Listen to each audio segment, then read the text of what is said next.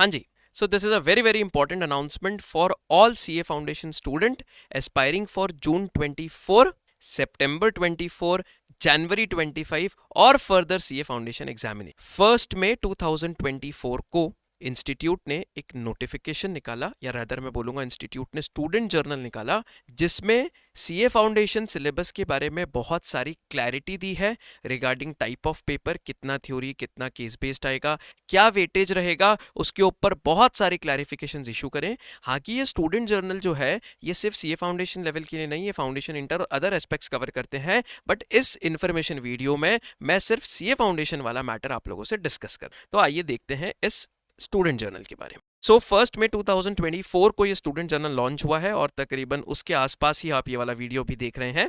So coming over to the index of the student journal, हमारे foundation syllabus का जो भी एक्स्ट्रा हेल्पिंग इन्फॉर्मेशन आई है वो पेज नंबर 7 पर आई है। तो मैं यहाँ से सीधे आपको पेज नंबर 7 के ऊपर लेके चलता हूँ। You can take the PDF of this student journal from our Telegram channels as well. So paper accounting, law, economics, maths चारों के बारे में क्लैरिफिकेशन दिया है। हम लोग सबसे पहले लॉ के बारे में डिस्कशंस करेंगे। तो पेपर 2 बिजनेस लॉ, पहले जो सारी चीज़ें क्लैरिफाइड थी कि वो एक 100 मार्क का कंपलसरी पेपर है, 120 का पेपर आएगा, बेसिकली 100 का अपीयर करना होता है, सब्जेक्टिव पेपर है, उसमें कोई चेंजेस नहीं है। उन्होंने क्लैरिफिकेशन दिए हैं कुछ मार्क्स को लेके कि ये सेक्शन वाइज वेटेज है, तो I am considering the highest weightage और मैं पेपर के टोटल को 120 मार्क्स तक लेके जाऊंगा, क्योंकि आपके पास एक क्वेश्चन ऑप्शन में होता है 20 मार्क्स का छोड़ने का और आप 100 मार्क का पेपर अपीयर कर सकते हैं। सो इंडियन रेगुलेटरी फ्रेमवर्क 0 से 5 मार्क्स का वेटेज यानी maximum 5, Indian contract act maximum 30, sales of goods act maximum 20, partnership act maximum 20, LLP maximum 20, companies act maximum 20 और नेगोशिएबल मैक्सिमम 15। आप बोलोगे सर ये इन्फॉर्मेशन तो हमारे पास ऑलरेडी थी, बट ये वाली इन्फॉर्मेशन इंस्टीट्यूट ने कुछ न्यू रिलीज करी है, इसको लेवल 1 और लेवल 2 में स्प्लिट अप किया हुआ है। लेवल 1 के नीचे मैंने आपको क्लैरिटी से लिख के दिया है comprehension and knowledge questions, that means ये थ्योरेटिकल क्वेश्चंस होंगे, स्ट्रेट फॉरवर्ड क्वेश्चंस होंगे। जैसे for example what do you mean by an unpaid seller और अनपेड सेलर के फीचर्स, या इस टाइप से जो भी क्वेश्चंस होंगे वो एक थ्योरेटिकल क्वेश्चंस होते हैं। या what do you mean by caveat emptor, what are exceptions of caveat emptor, इस तरीके से। लेवल 2 स्ट्रैटेजी में डाला है उन्होंने एप्लीकेशन बेस्ड क्वेश्चन, जिसको हम लोग कॉमनली केस बेस्ड क्वेश्चंस या केस बेस्ड सिनेरियोज बोलते हैं, वो वाले क्वेश्चंस है लेवल 2 में। उन्होंने चैप्टर पर क्लैरिटी दे दी है कि इंडियन रेगुलेटरी फ्रेमवर्क और आपका LLP ये दोनों सिर्फ और सिर्फ लेवल 1 कवर करेगा, तो इनमें से केस बेस्ड क्वेश्चंस प्रैक्टिस करने की जरूरत नहीं है, इसमें से एकदम थ्योरेटिकल स्ट्रेट फॉरवर्ड क्वेश्चंस आएंगे। पर लेवल 1 और लेवल 2 यानी theory based plus case based questions बाकी सारे चैप्टर्स में आएंगे। नाउ अब बात करते हैं और कुछ चेंजेस जो उन लोगों ने हमको सजेस्ट किए हैं। उन्होंने एक राइटिंग पैटर्न सजेस्ट करा है केस बेस्ड क्वेश्चंस का। हम लोग जनरली लिखते हैं facts provisions of the question, facts of the case and conclusion. उन्होंने इस बार इसको 4 पैराग्राफ्स में स्प्लिट किया है। उन्होंने बताया सर हमको कि आप सबसे पहले लिखेंगे सर रेलेवेंट लीगल प्रोविजंस, यानी जो आपके प्रोविजंस हैं वो। दूसरी बात आप उन पर डिस्कशंस करेंगे जो क्वेश्चन में फैक्ट्स आए हैं वो, प्लस देंगे आप कोरिलेशन, फिर देंगे आप conclusion. What really happens is हम लोग कोरिलेशन और कंक्लूजन को एक साथ मिक्स करके लिखते हैं, तो आगे की गाइडलाइंस में हम कोरिलेशन और कंक्लूजन को अलग से लिखें क्या? I would suggest to follow the same guideline as we are following, यानी provision, facts and conclusion. Correlation वाला मैटर हमारे ऑटोमेटिकली कंक्लूजन पैराग्राफ में आ ही जाता है। जो आपके थ्योरी बेस्ड क्वेश्चंस होते हैं, जो डायरेक्ट क्वेश्चंस होते हैं, इंस्टीट्यूट ने उस पर क्लैरिटी दे रखी है कि आप हाईलाइट करिए मेन पॉइंट्स को, जो आप लिख रहे हैं, विद ब्रीफ डिस्कशन, यानी आप बुलेट पॉइंट्स और हेडिंग डालिए। अगर आपके लिए कंफर्टेबल है एग्जाम्पल्स लिखना, तो आप थ्योरी क्वेश्चंस में एग्जाम्पल्स कवर अप कर सकते हैं।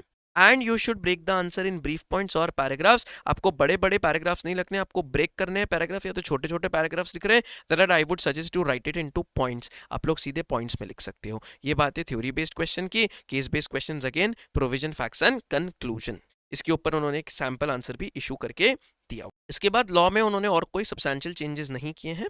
अब हम बात करते हैं अकाउंट्स के ऊपर। तो अकाउंट्स में एज सच वेटेज या चेंजेस या ऐसा कुछ भी नहीं है। जो इसमें बहुत ज़्यादा इंपॉर्टेंट था वो मैंने हाईलाइट कर दिया, सो दैट आप एकदम रिलेवेंट कोर क्रिस्प मटेरियल देखें।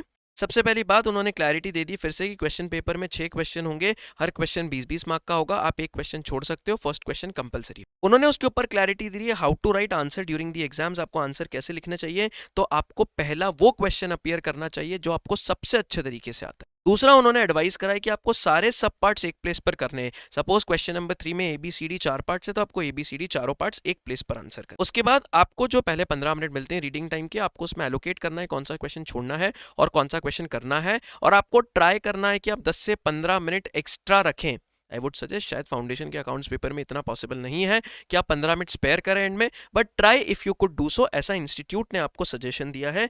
This was all accounts. So हमने अकाउंट्स और लॉ पे डिस्कशन किया। Moving further with economics first, बहुत अच्छा काम किया इकोनॉमिक्स में इन लोगों ने।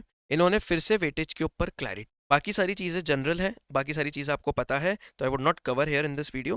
What I would really want to address your focus on, intro to business eco 5 mark 2 unit scoring, I mark that A category topic. Theory of demand supply 10 number, again scoring. Production cost 10 number, market में 3 unit है but second unit again छोटा है, सो 15 number A category. National income 15 mark A category. Business cycle 5 mark A category. Sir ये 5-5 mark के topic आपने A category में क्यों डाले? क्योंकि भाई ये 5-5 मार्क स्कोर करने के लिए बहुत ज़्यादा समय नहीं लगता है, तो 5 मार्क 5 क्वेश्चन हम इजीली कवर अप कर सकते हैं, तो इंट्रो और बिजनेस साइकिल को ए कैटेगरी में कवर अप कर। इसके साथ ए कैटेगरी टॉपिक एक और आपको लेना चाहिए जो इंस्टीट्यूट ने अगले पेज पर कवर करा है, and which is your last chapter of your syllabus, Indian economy, जो कि मॉड्यूल में आई गेस 30-32 पेजेस का कोई चैप्टर है जो 10 मार्क्स का है। 10 मार्क का चैप्टर, ऑलमोस्ट 30-35 पेजेस का चैप्टर, 10 नंबर, हार्डली कुछ कॉन्सेप्ट है उसमें। It's a very very easy chapter, थोड़ा बोरिंग है बट इजी बहुत है यार। Pure scoring 10 number. उसके बाद ये जो 4 टॉपिक्स हैं, 3 टॉपिक्स है, public finance, money market, international trade, आप इसको बी कैटेगरी में डाल सकते हो। हालांकि इनका वेटेज तो 10-10 मार्क ही है, but it will take time for you to have an excellent grip on these concepts. Indian economy मैंने नीचे की तरफ शिफ्ट कर दिया है, मैं नीचे की तरफ इसको शिफ्ट कर चुका हूँ 10 नंबर। तो आपका प्राइमरली फोकस होना चाहिए इन टॉपिक्स पर जो आप एक्स्ट्रॉर्डिनरी 100% एफिशिएंसी से कवर अप करेंगे। Let's count the weightage, 5 and 10 15 और 10 25 और 15 40 55 60 70। This 70 marks is your core scoring. Remaining 30 is also scoring, but you have to put more efforts comparatively. For that reason मैंने इसको B category में डाला है। इसका इंपॉर्टेंस उतना ही है, बट इसको तुमको कवर अप करने में थोड़ी ज़्यादा मेहनत करना पड़ेगी। फाइन, चलिए। इसके सिवाय इको में जितनी बातें लिखी हैं उतनी सब आपको पता है कि ग्राफ्स इंपॉर्टेंट होते हैं, रिलेशंस इंपॉर्टेंट होते हैं, आपकी वर्किंग्स बनाओ, आपके नोट्स बनाओ, एंड XYZ बहुत सारी चीज़ें लिखी है। आपके पास टाइम मिले तो आप एक बार गो थ्रू कर लेना, बट जिससे आपके जून अटेम्प्ट एटलीस्ट का कोई फर्क नहीं पड़ेगा। जिनके फर्दर अटेम्प्ट है वो आराम से पढ़ सकते हैं इसको। सिमिलरली उन्होंने मैथ्स के बारे में भी एक्सपेक्टेड क्वेश्चंस बताए हैं, unit wise, chapter wise. You can go through at the end of the this video, और I will share you with the PDF, आप गो थ्रू कर सकते हैं। नाउ इसमें और क्या क्या काम का है सर? इसमें और क्या क्या काम का है सर? इसमें एक पेज पर आता हूं मैं इंडेक्स के, हम लोग इंडेक्स पे चलते हैं। Strategies to clear CA exams. I again repeat, इसमें ऐसा कुछ नहीं है जो आपको नहीं पता। जैसे रिविजन्स होने चाहिए, मॉक टेस्ट देने चाहिए, प्रैक्टिस करनी चाहिए, एग्जाम एटमॉस्फेयर में प्रैक्टिस करनी चाहिए, एग्जाम के टाइम पर 2 से 5 और 2 से 4 सब्जेक्टिव एंड ऑब्जेक्टिव रिस्पेक्टिवली उस टाइम पर प्रैक्टिस सही करनी चाहिए। वो सारी चीज़ें कवर अप करी है। आपके पास टाइम हो तो आप एक बार उससे गो थ्रू कर लीजिएगा। Done. So this was all about brief description about student journal. This is launched on 1 May। So I would request you कि आप लोग कमेंट्स ड्रॉप करें, आपको इस पर और भी कोई इन्फॉर्मेशन चाहिए हो हमसे, so please drop a comment. चलिए, थैंक यू सो मच।